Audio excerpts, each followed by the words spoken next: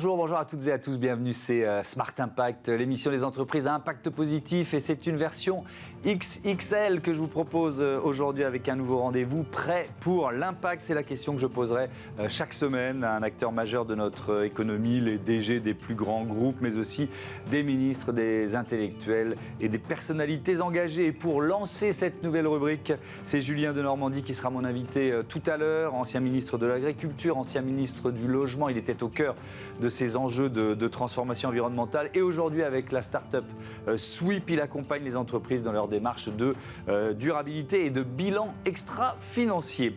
Dans ce Smart Impact, je recevrai également Diane Mordac, chargée de projet au club Demeter, pour parler de l'accord de libre-échange entre l'Union européenne et les pays sud-américains du Mercosur. Notre débat il sera consacré au baromètre des offres d'emploi à impact, notamment dans les métiers du bâtiment. Et puis, dans notre rubrique Startup, je vous présenterai Close. C'est une appli qui combine l'intelligence artificielle et des conseils stylisme personnalisés. Voilà pour les titres. C'est parti pour une heure de Smart Impact avec celles et ceux qui font de ces enjeux de transformation un axe fort de leur stratégie.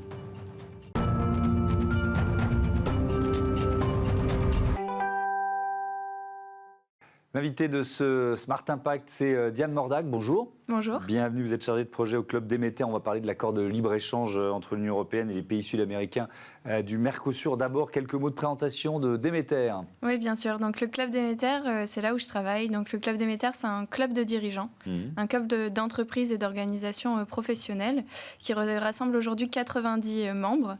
Donc, en fait, le club Demeter travaille avec les dirigeants de ces entreprises et organisations. On est là, en fait, pour les informer sur des sujets qui ne seraient pas leur sujet du quotidien. L'intelligence artificielle ou d'autres choses qui sont comme ça.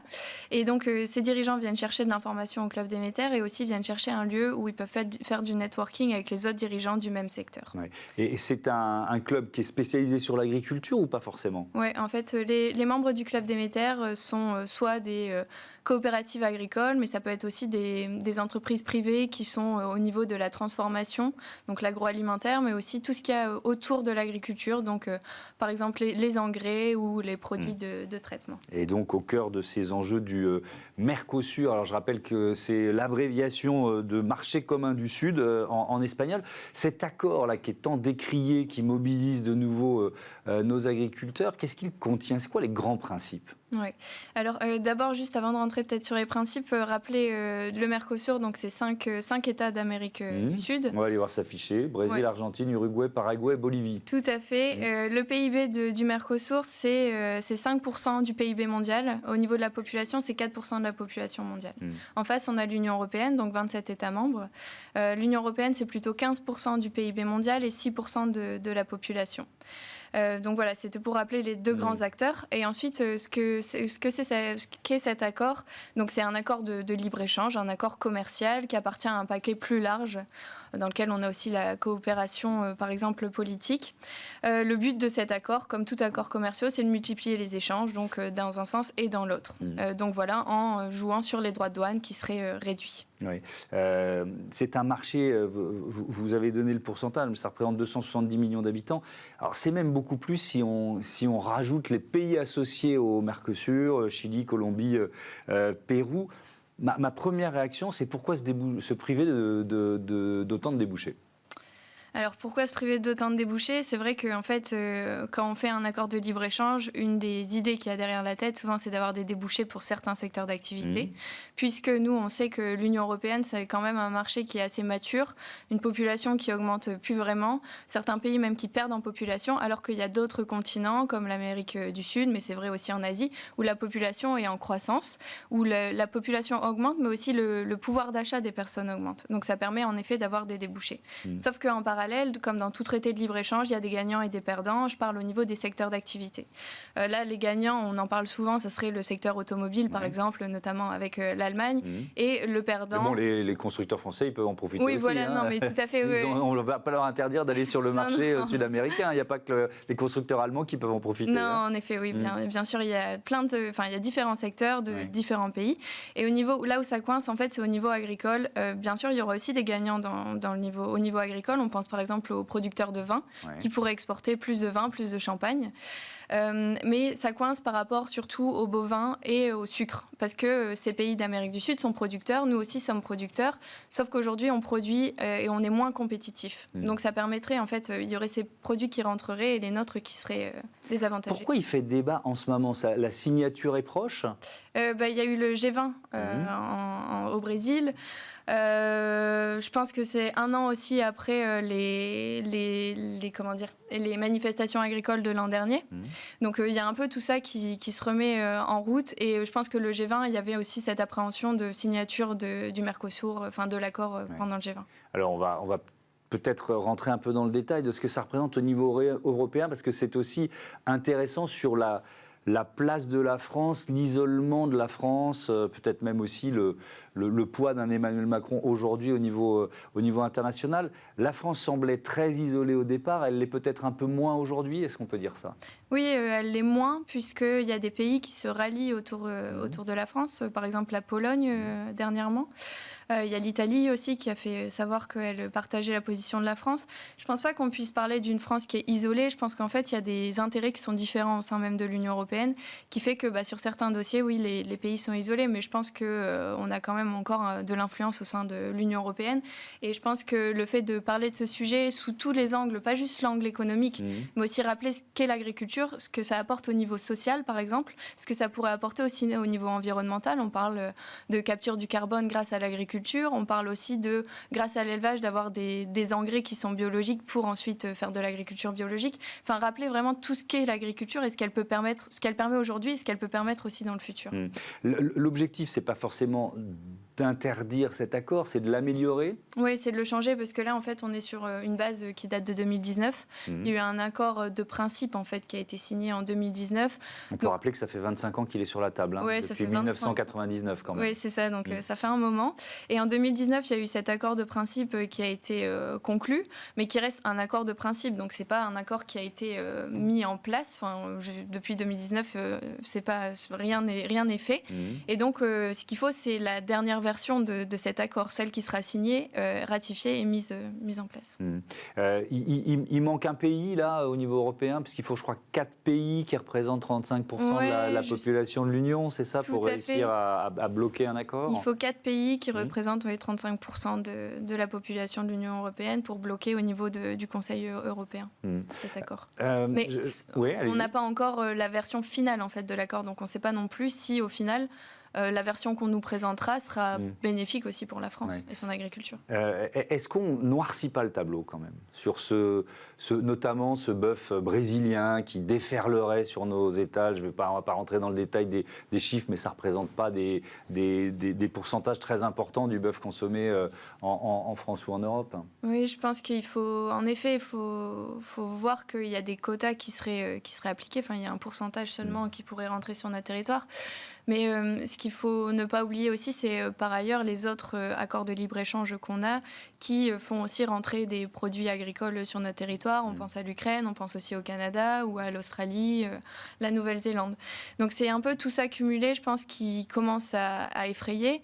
Et je pense que c'est aussi un moment donné où nos producteurs, nos éleveurs sont aussi dans une passe un peu difficile, avec des coûts de production qui sont élevés, les prix du marché qui sont pas aussi élevés qu'il faudrait. Donc je pense que c'est tout ça, en fait, qui fait que ça devient indigeste. Mais c'est ce que ça révèle, d'ailleurs. C'est ça qui est intéressant dans cette crise du Mercosur. Qu'est-ce que ça révèle comme faille beaucoup plus structurelle de notre agriculture? Ça révèle que notre agriculture dans l'Union européenne, et en particulier française, est peu compétitive au niveau économique. Peu compétitive pour des raisons qui sont totalement valables, parce qu'on s'intéresse plus maintenant peut-être à l'environnement, on fait plus attention, donc il y a des choses qui prennent plus de temps, qui donc coûtent plus cher à produire. Il y a des raisons aussi qui sont peut-être un peu moins valables, on parle souvent de la bureaucratie et de toutes ces normes qui se superposent. Donc ça montre qu'on est peu compétitif au niveau économique. Mais cette transposition des normes qui est effectivement beaucoup critiquée par les agriculteurs français, il y a certainement plein de secteurs où les normes européennes, les normes françaises se superposent. On est souvent aussi, en France, sur certains points, mieux disant. Mais est-ce que ce n'est pas aussi un atout ? Que d'être... Ouais. Que d'être plus ambitieux en matière environnementale. Bien sûr, c'est tout à fait un atout. Je pense que... Mais c'est pas ce qu'on entend forcément dans les agriculteurs. C'est pas ce qu'on entend, mais après, les agriculteurs il y a des agriculteurs très différents. Bien sûr. On entend des choses. Après, il y a des choses qui sont plus relayées que d'autres. Mais bien sûr, c'est un atout que de voir le côté positif de l'agriculture pour l'environnement, parce qu'il y en a plein. Et c'est ce qui est aussi toute la difficulté de l'agriculture. C'est parce qu'on parle d'une production comme une autre, mais qui en même temps qui travaille avec l'environnement, avec le vivant. Donc c'est là toute la complexité. Et d'être ambitieux sur ces points-là, bien sûr que c'est très bien. Je pense qu'il nous reste encore du temps il faut qu'on trouve des méthodes qui soient plus efficaces, même au niveau environnemental. Je pense que tout le monde est en ordre de bataille pour réussir à produire tout en faisant plus attention à l'environnement. Mais oui, l'ambition, c'est super. Après, il ne faut pas oublier le contexte international, avec quand même des poids lourds économiques, aussi bien sur tous les secteurs que sur les secteurs agricoles, et aussi des acteurs qui ne sont pas forcément plus lourds que nous, mais qui sont peut-être plus dynamiques ou, si je peux utiliser un autre mot, plus agressifs. Oui, effectivement, avec notamment les États-Unis et cette guerre commerciale que Donald Trump est en train de rallumer. D'ailleurs, peut-on se passer du marché sud-américain dans un contexte comme celui-là? Tiens, ça aurait pu être une autre question supplémentaire. Merci beaucoup, Yann Mordac, d'être venu partager votre analyse et à bientôt sur Be Smart for Change. On passe à notre débat, les offres d'emploi à impact au programme.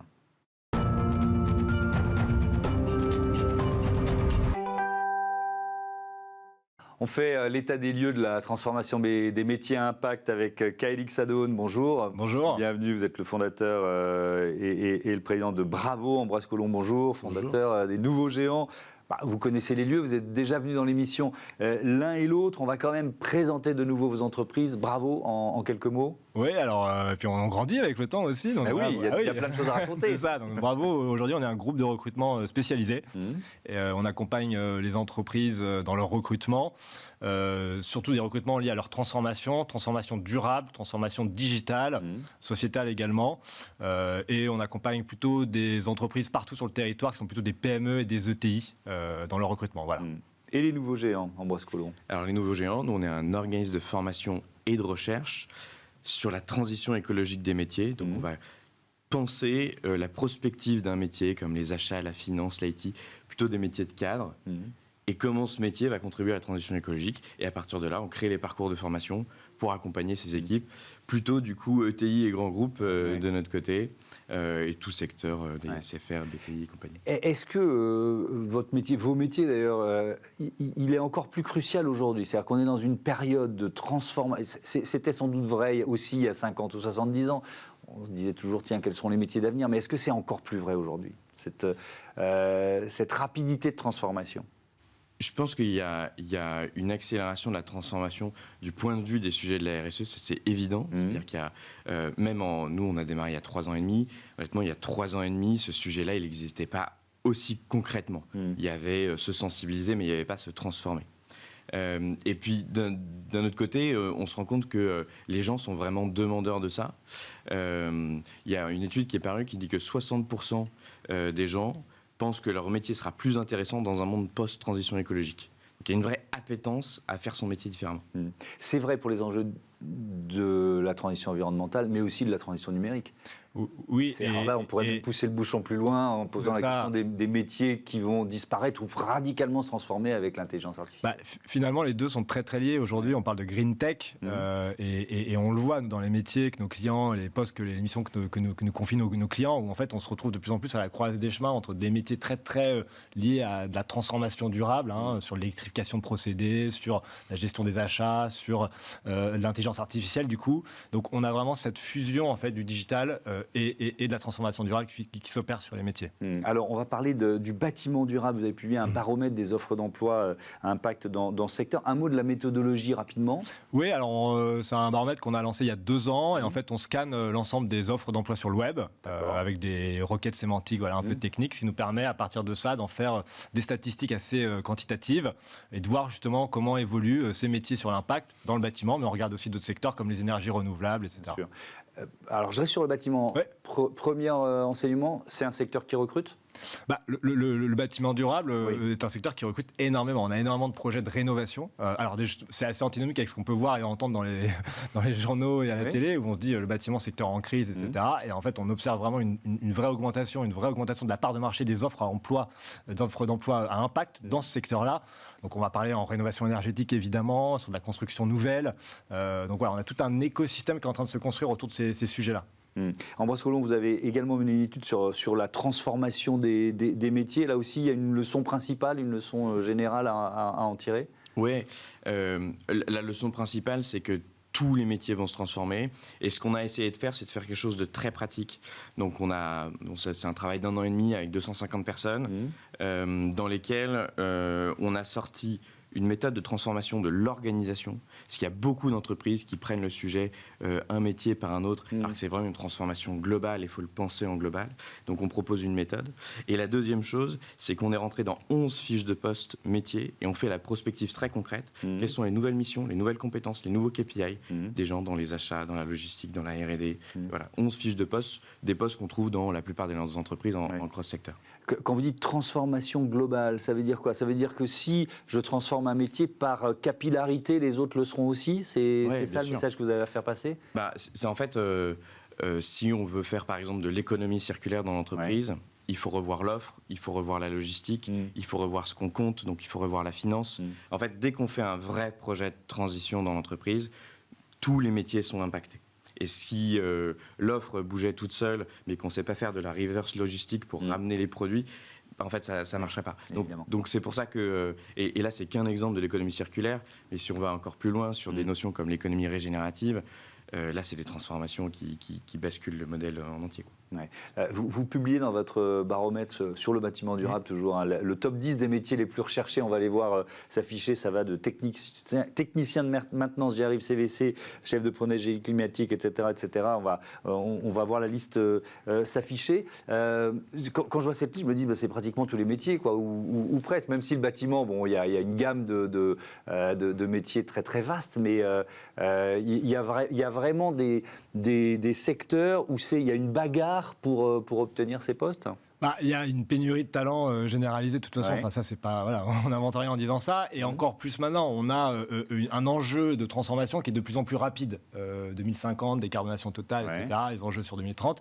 Et en fait, ce qu'on se rend compte, c'est qu'on décarbone à marche forcée, sans forcément promouvoir, en tout cas mettre en amont des formations qui répondent directement aux besoins des entreprises, notamment sur des métiers très techniques, ou en tout cas des formations qui vont mettre du temps à sortir des nouveaux candidats. Oui, c'est la question que j'allais vous poser. Est-ce que, parce que j'ai reçu plusieurs fois des directeurs, directrices de grandes écoles ou d'universités, etc., ils ont quand même pris ce virage, mais ça prend du temps avant que les premiers formés arrivent. Quoi. Déjà, oui, ça prend du temps. On parlait des tas d'entreprises, les entreprises ne sont pas égales.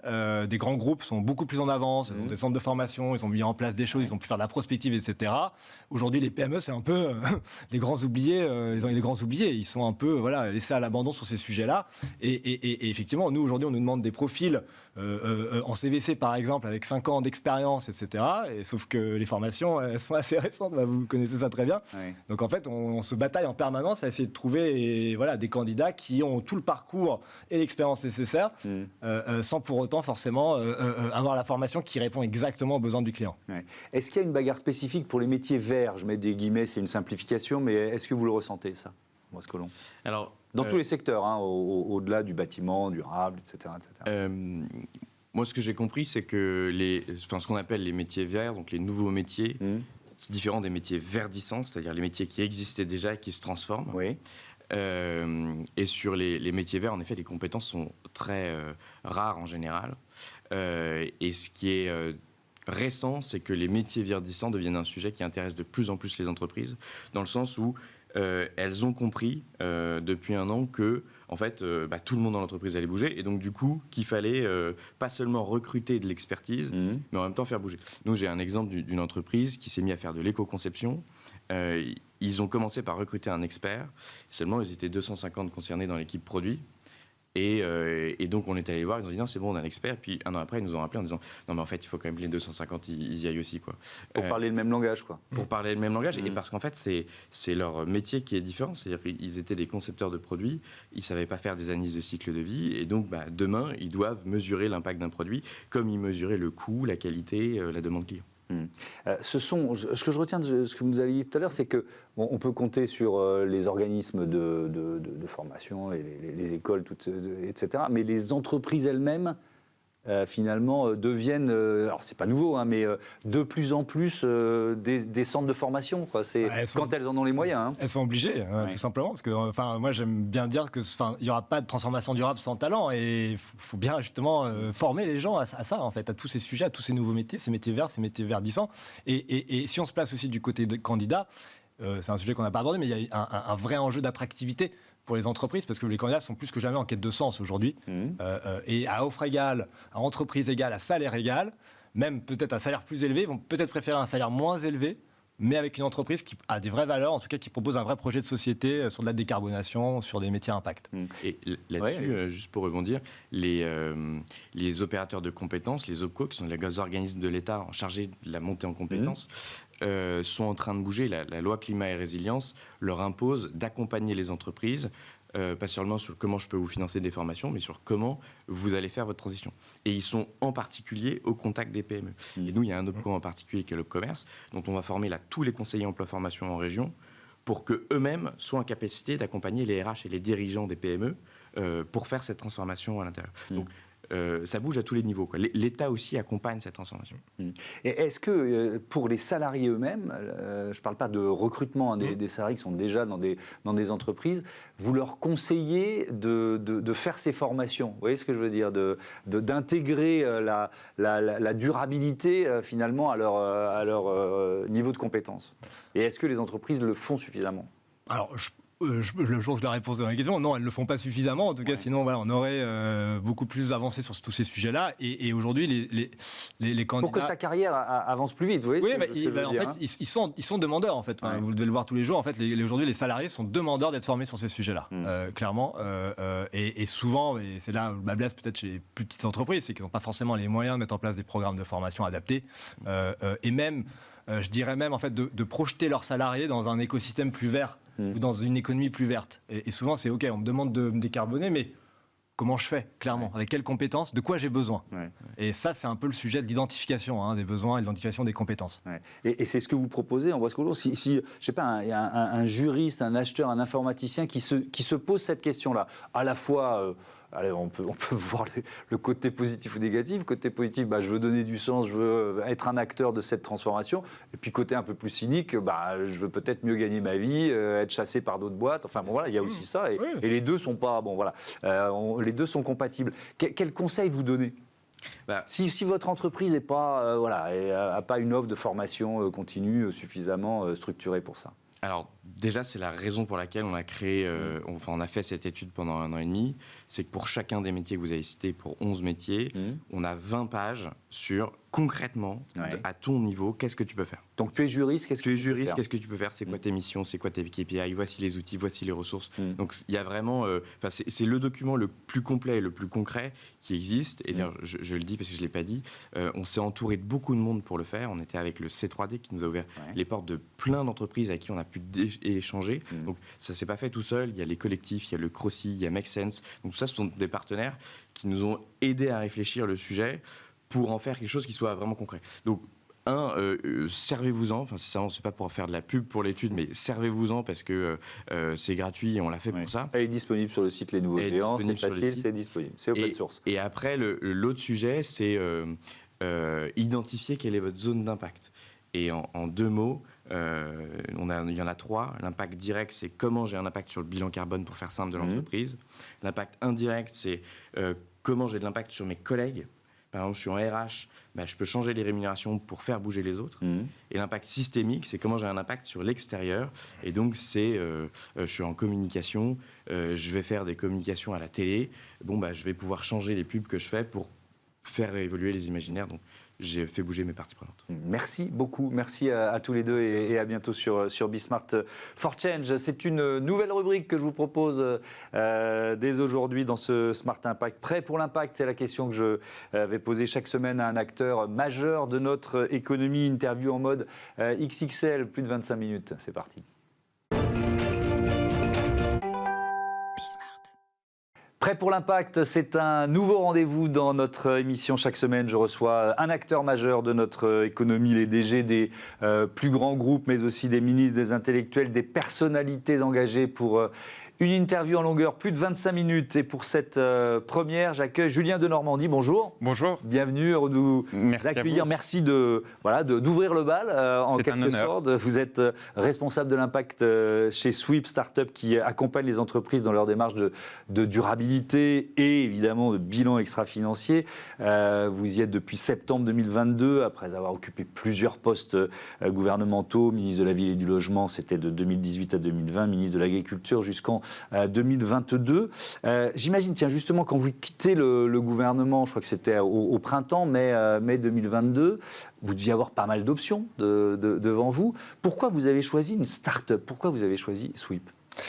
Parce que moi, je crois beaucoup à l'entrepreneuriat. Je pense qu'on peut faire des choses fabuleuses dans l'entrepreneuriat. C'est aussi une forme de rupture avec le monde politique. Et j'ai donc choisi de rejoindre ce fabuleux projet chez Sweep, où on accompagne les entreprises dans leur durabilité. Et j'ai rejoint également un fonds d'investissement à impact qui s'appelle Raise, qui est pionnier de la finance engagée. Qu'on a reçu ici plusieurs fois, oui. Et je suis persuadé que... Il fallait ces deux briques en quelque sorte. En fait, moi, je voulais vraiment m'engager en faveur du climat et au bénéfice de celles et ceux qui essayent de faire les choses différemment en se disant que nos systèmes économiques linéaires trouvent des finitudes, en se disant que ne pas se poser les bonnes questions de savoir comment faire autrement était profondément une erreur. Et l'entrepreneuriat, que ce soit dans le domaine de l'environnement, la finance à impact, sont des vecteurs, il me semble, très important pour justement accompagner cette économie vers la décarbonation. Qui sont vos clients chez Sweep et surtout comment vous les accompagnez? C'est quoi le service que vous proposez? Alors nos clients, ils sont à la fois des grandes entreprises, mais aussi des PME et des ETI et également des acteurs du monde financier. Nos clients, ils font face à un défi majeur, qui est celui de la décarbonation, qui est celui de la limite des empreintes environnementales. Songez que nous avons fait une étude récemment avec l'un de nos partenaires, qui est Capgemini. On a interrogé plus de 500 entreprises à travers le monde, en France, en Grande-Bretagne, en Allemagne, aux États-Unis, et plus de 8 entreprises sur 10 indiquent que face à un monde décarboné, ces entreprises vont devoir se changer significativement. C'est-à-dire repenser leur modèle d'approvisionnement, leurs achats, repenser leur modèle de production. Mais 8 sur 10. 8 sur 10, c'est colossal, et à travers le monde. Et donc, il y a Ils ne se sentent pas prêts pour l'impact. Finalement, c'est le titre de notre rubrique, ou pas suffisamment prêtes pour l'impact, quoi. Disons qu'elles ont cette prise de conscience, et en même temps, si 8 sur 10 ont cette prise de conscience, 7 sur 10, dans la même étude, indiquent ne pas être suffisamment armés pour faire face à cela. Et c'est cet accompagnement qu'il faut apporter. Alors chez Sweep, nous, on est une ESG Data Management Platform, c'est-à-dire qu'on apporte un logiciel, on est éditeur de logiciels aux entreprises pour gérer par la donnée, et c'est très important, l'ensemble des critères environnementaux, que ce soit le carbone, que ce soit l'eau, les déchets, que ce soit la gouvernance ou le social. Et ce faisant, tout comme les entreprises gèrent leurs données financières par des process, par des outils, on apporte à ces entreprises le logiciel leur permettant, l'infrastructure leur permettant de se poser les bonnes questions, que ce soit en termes de se fixer des objectifs, de suivi de ces objectifs, de collecte de la donnée, mais également en termes d'impact sur leur propre gouvernance. Comment on change une partie de sa gouvernance. Et donc, chez Sweep, on permet aux entreprises de gérer par la donnée leurs enjeux environnementaux, et ce faisant également, mais c'est très important, de se mettre en conformité avec les nouvelles réglementations comme la CSRD. Et dont on va parler évidemment. Alors, j'ai choisi une date importante dans l'histoire de Sweep, dans l'histoire récente, c'est mars 2023, première acquisition. C'est une toute jeune entreprise, déjà une acquisition d'un concurrent britannique qui s'appelle Consequence, fondé par les frères Poulter, qui ont d'ailleurs rejoint vos équipes. Pourquoi cet achat? Qu'est-ce que ça représente, cette date, mars 2023 ? Cette entreprise, Consequence, c'est une entreprise qui est spécialisée dans l'intelligence artificielle. Je vous l'ai dit, l'enjeu pour les entreprises, c'est de s'armer face aux défis environnementaux. Et les deux grands enseignements qu'on a, c'est ce faisant, il faut accepter que l'environnement soit géré comme un projet de données et accepter que l'environnement impacte la gouvernance de l'entreprise. Et quand on parle d'une gestion par la donnée, c'est récupérer des données d'activité, les transformer en des données soit climatiques, soit sociales, soit de gouvernance. Pour pouvoir mener des actions de transformation derrière. Pour pouvoir se fixer des objectifs, suivre ces objectifs, imaginer des initiatives, évaluer ces initiatives, etc. Oui, on n'en reste pas au stade de l'audit, évidemment. Sauf que on parle parfois de milliers de données. On va chercher des données d'activité, on a certains grands groupes où on a même des dizaines de millions de lignes de données. Donc il fallait de l'intelligence artificielle. L'intelligence artificielle vient simplifier encore plus que ce soit la collecte, la transformation, la gestion de ces données. Mais je fais très attention avec l'intelligence artificielle. Chez Sweep, on a donc, grâce à cette acquisition, permis de développer un outil qui soit le plus simple possible dans un monde complexe, parce que le monde du carbone, le monde de l'environnement est un monde complexe. Mais l'intelligence artificielle ne pourra jamais se substituer au fait que les entreprises doivent se poser les bonnes questions. Est-ce que j'ai des impacts? Où est-ce qu'ils sont? Ma matérialité, ma fameuse double matérialité, quelle est-elle? Et l'intelligence artificielle peut aider, mais attention aux formules magiques qui feraient croire aux uns ou aux autres que grâce à l'intelligence artificielle, tac, tac, tac, j'aurai plus rien à faire. Moi, je crois que l'environnement, c'est cette approche par la donnée, mais savoir se poser les bonnes questions pour, encore une fois, accompagner sa propre entreprise vers ce chemin de la durabilité. Cette directive européenne, cette directive CSRD qui fait rentrer petit à petit les entreprises européennes les unes après les autres, les très grandes, c'est déjà le cas, puis jusqu'aux PME cotées, donc dans cette ère du bilan extra-financier, c'est une évidence ce que je vais dire, mais c'est un accélérateur de business pour Sweep.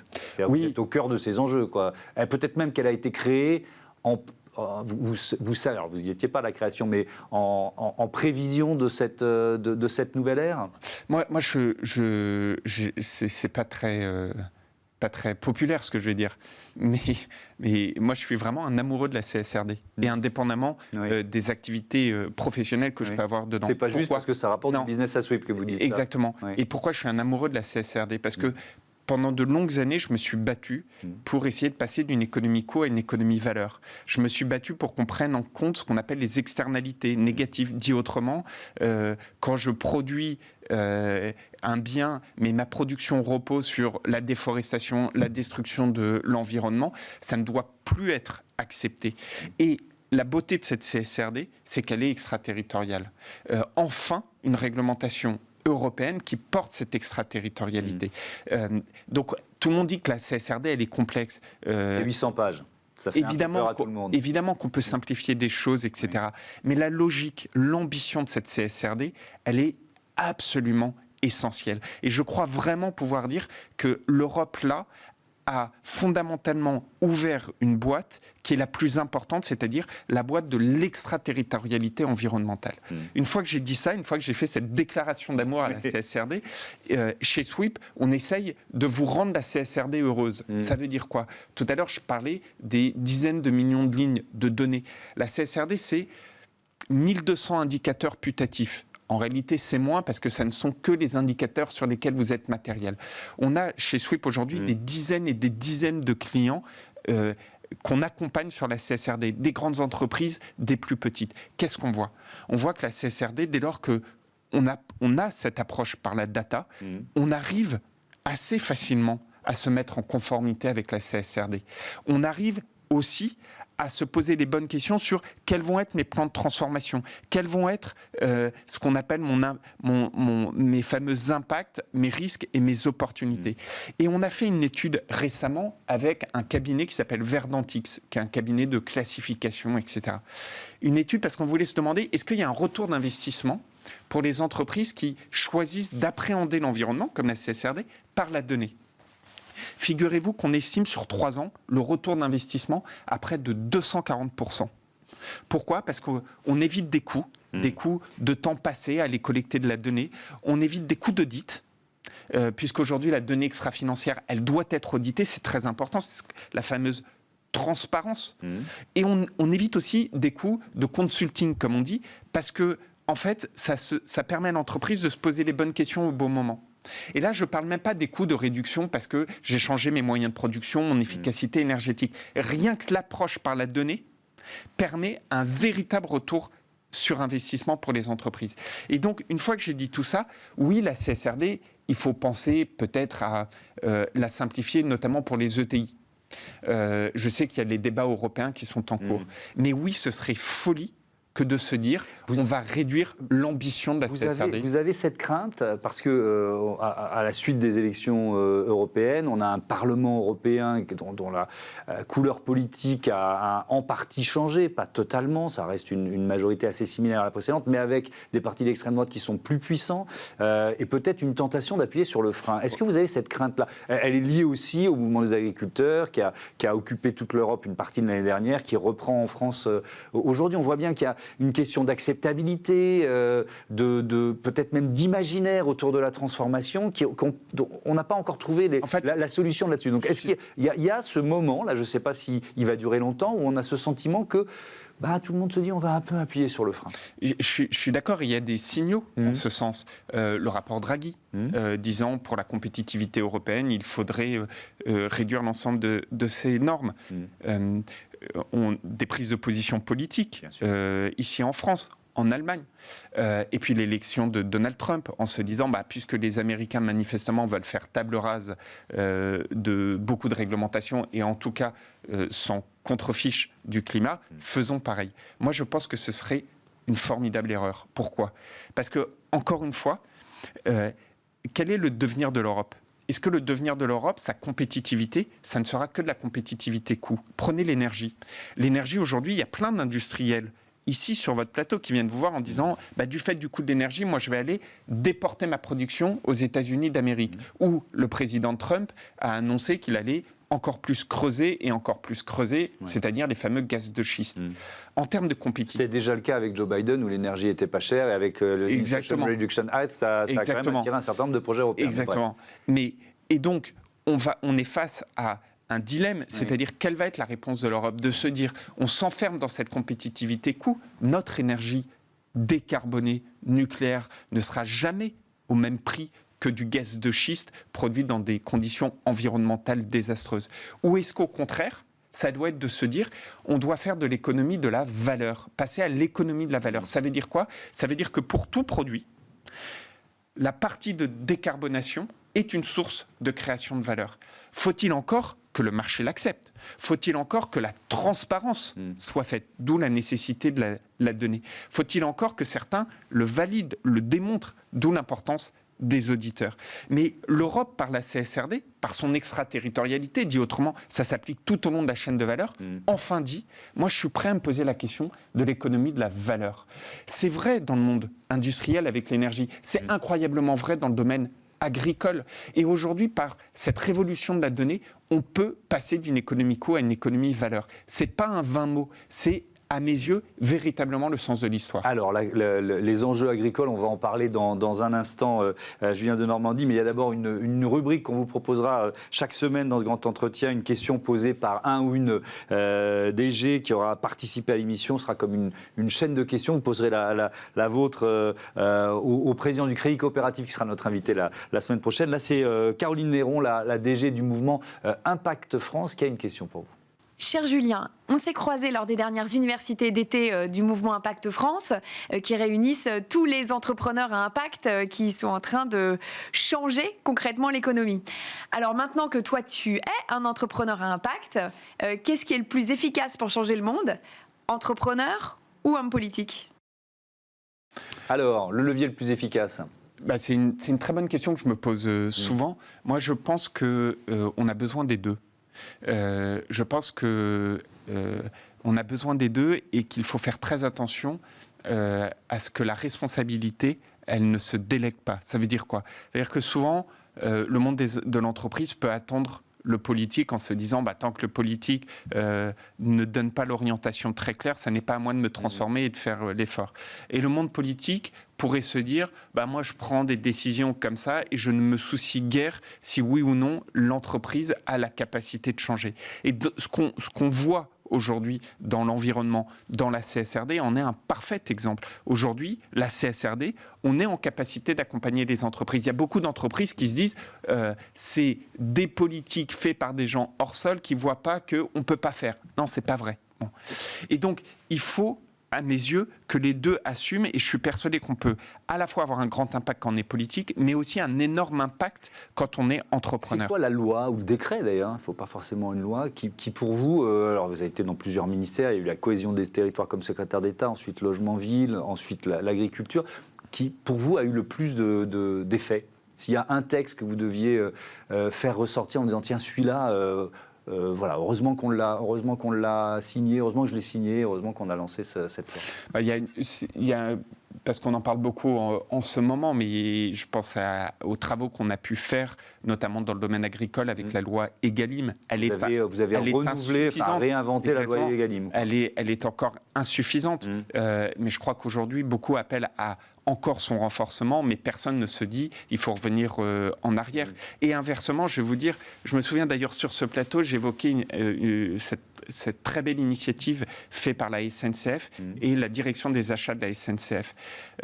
Quand vous êtes directeur des achats de la SNCF et que vous avez pris les décisions qu'ils ont prises, c'est-à-dire d'embarquer l'ensemble des sous-traitants de la SNCF vers la voie de la décarbonation, je peux vous dire que vous avez un impact qui parfois est plus fort que celui d'un décret d'un ministre. Et quand je vois que la SNCF qu'on accompagne sur ce très beau projet, on est en train de le faire avec d'autres entreprises, grandes entreprises françaises, mais aussi britanniques, mais aussi américaines, le directeur des achats de toutes ces entreprises ou la directrice des achats sont des personnages absolument clés. Par la décision que vous prenez, vous pouvez changer véritablement et de manière pérenne l'ensemble des émissions environnementales, carbone ou impacts environnementaux le long de votre chaîne de valeur. Donc oui, il faut des politiques qui soient courageux, qui aient une vision, qui accompagnent. Mais oui, quand vous êtes dans le monde de l'entreprise, que vous soyez à la direction des achats, que vous soyez évidemment au niveau du management ou que vous soyez entrepreneur, vous pouvez prendre des décisions qui ont un énorme impact. J'ai une question de curieux, Julien de Normandie. Pourquoi il y a des décrets d'application qui mettent autant de temps à être signés? Enfin, on vote une loi, il y a une médiatisation de la loi, et puis on se rend compte qu'un an après, il n'y a toujours pas de décret d'application. Ça doit rendre dingue le cadre dirigeant que vous êtes devenu aujourd'hui, quoi. Ça rend dingue, mais ça rend dingue le ministre que j'étais. Et comment c'est possible? Ça, c'est là où vous français, c'est quoi? Non, moi je pense que c'est là où vous faites la différence entre un bon et un mauvais manager ou un bon et un mauvais ministre. Un ministre, il n'est pas là que pour faire adopter une loi, présenter une loi au Parlement et obtenir une majorité. Une fois que vous avez une loi, le ministre, il est là pour... c'est le chef de son administration, c'est l'administration qui prend les décrets, et il est là pour faire, pour appliquer. Moi, j'avais coutume de dire, ça a toujours été la façon que j'ai eu de travailler, on ouvre un dossier, on traite le dossier, on ferme le dossier. Mais tant que le décret d'application n'est pas publié... C'est que le dossier n'est pas fermé. Donc c'est simplement la pression, la pression que le ministre met sur son administration? Non, pas que. Après, on pourrait y parler des heures. Je pense qu'il faut aussi revenir à l'esprit des lois de Montesquieu. C'est-à-dire qu'aujourd'hui, on légifère probablement trop dans le détail, ce qui rend d'ailleurs difficile ensuite les applications, parce qu'il y a très certainement des choses qui se retrouvent dans la loi alors que ça devrait être du niveau réglementaire. Et peut-être qu'il y a aussi un monde médiatique dans lequel vivent trop les politiques, qui fait que l'effet d'annonce est toujours ce qui est privilégié à la réalisation sur le terrain. Vous vous souvenez, moi, quand j'étais ministre, et c'était évidemment pas le cas ici, mais quand j'étais ministre, le nombre de fois où on me proposait d'aller sur une matinale ou autre, à une condition, c'est que j'avais une annonce à faire. Sûr. Et en revanche... Ça a dû m'arriver quand je présentais les journaux de dire, bon, ok, il vient, mais qu'est-ce qu'il va nous annoncer ? Qu'est-ce qu'il va annoncer ? Mais en revanche, aller expliquer si oui ou non ça a été mis en œuvre, si oui ou non ça a rendu des effets, là, beaucoup plus dur. Certains le font, mais beaucoup plus dur. Et donc, vous voyez, il y a cet esprit, le politique suit trop le monde médiatique adore la dépêche AFP, l'annonce, etc. Et donc, voilà. Mais c'est un mal contre lequel il faut se battre. Encore une fois, on doit ouvrir un dossier, traiter le dossier, fermer le dossier. Ce qu'on fait dans le monde de l'entreprise, ce qu'on doit faire dans le monde politique. Moi, je me suis évertué à le faire. Je ne suis pas le seul et il faut croire en ça. En revanche, la politique de l'opinion, je pense que c'est de très mauvais conseils. Ouais. Alors, on a eu une date, on a eu la question du CEO. On va régulièrement aussi, dans cette nouvelle rubrique, s'appuyer sur une citation de notre invité. Voilà la citation que j'ai trouvée, je viens de Normandie. « C'est folie que le Mercosur, ce que je n'ai pas le droit de produire chez moi, je ne devrais pas avoir le droit de l'importer. Le choix est clair, je suis un anti-poulet brésilien ». Voilà ce que vous disiez aux Assises de l'agriculture et de l'alimentation organisées par nos confrères de Ouest France. C'était le 14 novembre dernier. Vous participez, là on est dans un consensus anti-Mercosur. Est-ce qu'il est aussi mauvais cet accord qu'on le dit ? Oui, parce que je pense qu'il faut... Je reviens à... Vous verrez la cohérence à ce que je disais tout à l'heure sur l'économie coût ou l'économie valeur. Aujourd'hui, moi je suis libéral, je suis pour l'économie de marché et je suis pour les exportations et importations. Je pense, on pourrait y passer des heures, et dans ce voyage qu'on a écrit avec Eric Orsena, Nourrir sans dévaster, je montre bien toutes ces positions. En revanche, si je suis donc pour des accords d'échange entre les pays, je pense que ces accords, ils ne sont utiles que s'ils reposent sur un principe, c'est que ces accords, ils ne doivent pas déréguler, ils doivent fixer un cadre. Un accord de libre-échange, sa perspective n'est pas simplement de se dire on enlève tous les droits de douane. Sa perspective doit être de dire on fixe des conditions. Or, mais ça fait 25 ans qu'il est sur la table. Oui, cet accord. Il y a toujours pas les bonnes conditions. Mais non, c'est un accord d'un temps passé. Mais d'ailleurs, ça a été, vous savez, quand j'étais ministre de l'Agriculture, et je suis hyper content là-dessus parce qu'aujourd'hui, tout le monde en parle. Je crois pouvoir dire que j'ai été l'un des premiers à remettre cette notion de clause miroir dans le débat. Et pourquoi je parlais des clauses miroirs sur un sujet très précis qui me fait dire que je suis un anti-poulet brésilien primaire. Je me suis battu pour mettre des clauses miroirs pour interdire l'importation des productions de volailles ou autres faites avec des antibiotiques de croissance. Je vais vous raconter une anecdote que je livre dans ce récit avec Eric Orsena. Oui. J'ai habité en Égypte entre 2008 et 2010. J'ai aujourd'hui 4 enfants et ma fille aînée à l'époque tombe malade. Je vais chez le pédiatre en Égypte, au Caire, et le pédiatre me prescrit des antibiotiques pour ma fille aînée. Je retourne à la maison, je demande à la nounou de ma fille aînée où est-ce que je peux trouver ce type d'antibiotiques. Et elle me répond, allez au supermarché. Je lui dis, mais au supermarché, j'y vais tous les week-ends, il n'y a pas d'antibiotiques. Et elle me répond, tout ça est véridique, votre fille a besoin de poulet. Pourquoi ? Parce que c'est du poulet brésilien bourré aux antibiotiques de croissance. Et donc, vous aviez protéines et amoxicilline sur la même assiette. D'accord. C'est en 2009. Aujourd'hui, au moment où je vous parle, près de 50% de la viande de volaille consommée en Europe est importée soit du Brésil, soit de l'Europe de l'Est, soit de l'Asie du Sud, qui autorise ces antibiotiques de croissance.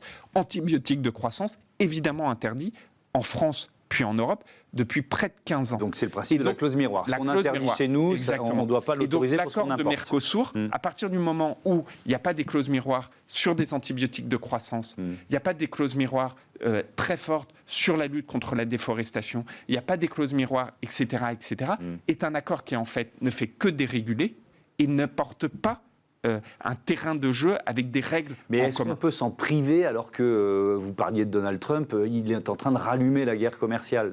C'est un marché de... Alors si on prend que les pays signataires, ces 270 millions, c'est plus avec les pays associés. Oui, mais c'est comme tout dans le commerce. Je vais donner un exemple très concret. Chez Sweep, je vous l'ai dit tout à l'heure, on accompagne les entreprises pour décarboner et se mettre conforme avec les réglementations comme la CSRD. Tout le monde hurle en disant oh, c'est trop complexe et tout. Moi, aujourd'hui, on a des centaines et des centaines de clients de boîtes hyper engagés. Est-ce qu'il faut écouter celle-là ou est-ce qu'il faut écouter celles qui vous disent non, tout ça c'est acheté Chez Raise, pionnier de la finance engagée, on essaye de se dire comment on peut faire de la finance autrement. Le rôle du financier, il est hyper important. Un financier, il n'est pas suffisant, mais il est nécessaire. On se demande tous les jours comment on peut faire pour faire les choses différemment. Premier acteur qui d'ailleurs reverse 50% de la création de valeur à des œuvres philanthropiques. On se demande comment on accompagne les entreprises. C'est donc possible dans le monde et du commerce et financier. Dans le monde à l'international, du commerce à l'international, ne serait-il pas possible de se dire on fait les choses différemment ? Moi, je pense que oui. Je pense que si le sens de l'histoire, c'est de se dire au motif, quel que soit l'intérêt, mais au motif de vendre plus de Mercedes ou de voitures, au motif de vendre des sous-marins, au motif de tous ces considérants chers à David Ricardo ou Adam Smith, on réduit notre souveraineté alimentaire. Il y a aussi les métaux rares et la souveraineté de la transition électrique. Oui, mais ce pas débat, que dépendant de la Chine, le Mercosur peut nous ouvrir ce marché. 1000 fois d'accord. Ouais. Mais ce débat sur les métaux rares, il est essentiel. Ouais. En revanche, comment on pose le débat ? Est-ce que le débat, c'est les métaux rares ? C'est essentiel. Donc, quel que soit le coût à payer, on le fait. Ou est-ce qu'on se dit, OK, on va résoudre peut-être une partie du sujet des métaux rares, mais de l'autre côté, on met en risque peut-être l'un des fondamentaux d'une souveraineté, c'est-à-dire la souveraineté alimentaire. Beaucoup plus complexe comme question. Moi, je crois qu'il faut affronter cette économie de la valeur. Dit autrement, on dit aux Brésiliens, aux Argentins, aux pays latino-américains du Mercosur, on veut être vos premiers alliés, mais on doit fixer des règles communes. On ne peut pas accepter d'importer des produits issus de la déforestation, des antibiotiques de croissance. Il faut qu'on pense cette économie de la valeur. Il faut qu'on se demande, est-ce qu'on peut faire les choses un peu différemment. Vous savez, c'est trop facile de détruire, c'est beaucoup plus difficile de construire. Construisons ces relations-là. Je pense qu'elles sont impérieuses et au final, on n'a pas le choix d'ailleurs. Merci beaucoup, Julien de Normandie. Vous avez évoqué ce livre coécrit avec Éric Orsena, Nourrir sans dévaster. Il est publié chez Flammarion. Merci à vous encore d'avoir participé à cette première de Prêt pour l'impact. On passe à notre rubrique consacrée aux startups éco-responsables. C'est tout de suite.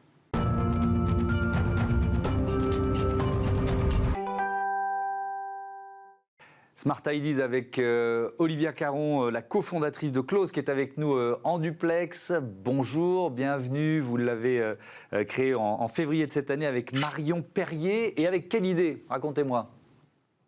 Bonjour. Du coup, avec Marion, justement, on s'est rendu compte qu'une femme ne portait en moyenne que 30% de ses vêtements. Mais paradoxalement, on avait toujours l'impression de rien avoir à se mettre et passer 17 minutes par jour aussi à chercher des idées de comment s'habiller, de comment être dans la tendance et de comment se faire plaisir. Donc c'est de là qu'est née Close. Du coup, c'est une application mobile qui permet de redonner aux femmes l'envie de s'habiller à partir de ce qu'elles ont, d'optimiser les pièces de leur dressing et surtout de mieux consommer. Alors comment ça marche ? C'est l'intelligence artificielle au service du dressing. Alors ça s'adresse plutôt aux femmes d'après ce que j'ai bien compris, mais bon, qu'est-ce que je peux faire moi si je juge que j'ai trop de fringues et que effectivement je ne les porte pas beaucoup ? Alors, dans un premier temps, donc, télécharger l'application serait une bonne chose. Ensuite, en fait, effectivement, c'est de l'intelligence artificielle qui est couplée avec l'expertise de nos stylistes agréés, qui vient, en final, proposer des planches aspirationnelles sur base de ce que nos utilisatrices ont dans leur penderie ou sur base, en fait, d'intemporels et d'articles qui sont en ce moment un peu tendance et à la mode. Donc, ce qu'on vient faire, c'est soit leur proposer de prendre des photos de ce qu'elles ont dans leur penderie et venir générer des planches de look qui, au quotidien, viennent les aider à reporter ce qu'elles ont, soit si elles n'ont pas envie de digitaliser ou de prendre des photos encore des pièces de leur penderie, simplement venir, tel un peu un magazine, s'inspirer, venir prendre un petit peu des conseils ou en tout cas se réapproprier ce qu'elles ont. Voilà. C'est quoi le modèle économique de Close ? Alors, c'est une application mobile gratuite à destination des femmes. Dans un premier temps, nous avons décidé de commencer par ce segment-là. Nous passerons ensuite à l'homme. Donc, ne vous inquiétez pas, vous pourrez bientôt la télécharger. Super. Et ensuite, donc, nous travaillons avec des marques de prêt-à-porter. Le but, en fait, c'est de dire, d'un côté à nos utilisatrices, on vous aide à mieux vous connaître pour que vous reportiez ce que vous avez dans votre penderie. On vous aide à mieux vous connaître aussi pour vous proposer un contenu sélectionné en fonction de vos aspirations. Est-ce que vous voulez des marques éco-responsables ? Est-ce que vous voulez du Made in France ? Est-ce que vous voulez des marques de créateurs que vous ne connaissez pas encore ? Et côté, du coup, partenaires commerciaux, du coup, marques de prêt-à-porter, ce que l'on vient faire, c'est proposer du contenu sélectionné pour pousser le bon contenu à la bonne personne. En effet, on s'aperçoit que 70% des shopping cards, en fait, des paniers, ne vont pas jusqu'au bout de l'acte d'achat, tout simplement parce qu'il y a une trop grande complexité, il y a trop de choix au niveau des utilisateurs. Les utilisateurs se retrouvent harcelés de newsletters, de contenus promotionnels, se retrouvent dans un trop grand nombre, si on peut dire, d'actions commerciales. Et cet harassement, si on peut dire, ne les pousse plus finalement à aller jusqu'au bout de l'acte. Nous, avec Close, en proposant un contenu personnalisé, on peut améliorer le chiffre d'affaires d'une marque de prêt-à-porter de 5 à 15%. Donc vos clients, ce sont les marques, on l'a bien compris. Exactement. Côté utilisatrice, pour l'instant, il y a une idée aussi de... Enfin, je donne mes données en contrepartie du service. Est-ce qu'il y a aussi ça ? Exactement. En fait, c'est vraiment l'acte le plus simple qu'on puisse voir. On s'est aperçu que nos utilisatrices sont principalement... Alors, à l'heure actuelle, on a plus de 2000 utilisatrices qui sont principalement entre 18 et 34 ans, donc c'est des utilisatrices assez jeunes, qui n'ont pas de problème à donner effectivement leurs données personnelles à partir du moment où on les garde, on les conserve, on ne les vend pas, on s'en sert juste pour leur proposer un contenu qui soit plus adapté à ce qu'elles recherchent. Donc c'est effectivement la data, l'intelligence artificielle au service du quotidien, pour justement optimiser, améliorer, peut-être donner ce que l'on ne porte plus du tout, et sinon venir reporter. Voilà. S'habiller, c'est un acte militant d'une certaine façon ? Oui, clairement, pour nous, en tout cas, chez Close, on considère qu'effectivement, quand le matin on choisit une tenue, ça va être notre vitrine aux yeux du monde et ça va nous apporter énormément de confiance. Quand on sait qu'on est bien habillé, quand on se sent bien dans ses vêtements, on rayonne, on a une aura particulière. Et c'est ce qu'on veut redonner, cet acte de sincérité, de confiance en soi, cet acte d'acceptation aussi de qui on est. Le corps d'une femme a vocation à évoluer, et nous on a vocation à aider les femmes tout au long de leur vie, à porter ce qui leur fait du bien, mais à porter ce qui leur va.